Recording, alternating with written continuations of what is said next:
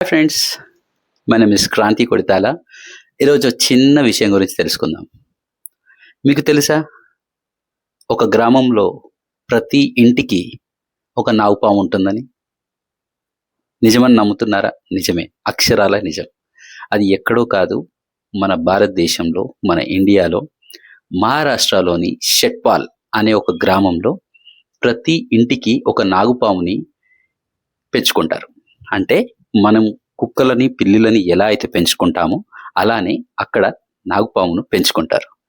ఇక్కడ వింత ఏంటంటే, అక్కడ ఆ గ్రామంలో ఎవరైనా ఇల్లు కట్టుకున్నా కూడా పై కప్పు భాగంలో కానీ, గోడల్లో కానీ ఒక గూడు లాంటి స్థలాన్ని కూడా ఏర్పాటు చేస్తారంట.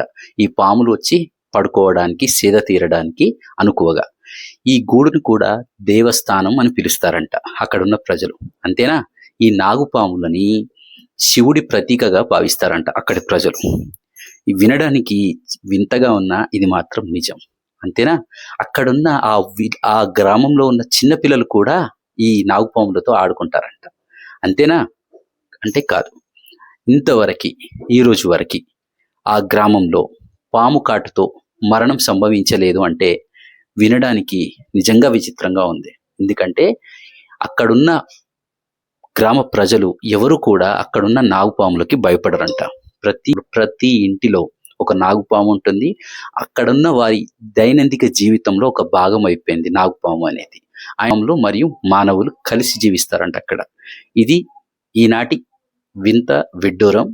సో ఈ విషయం గురించి మరింత తెలుసుకోవాలంటే మీరు గూగుల్ చేసి చూడండి.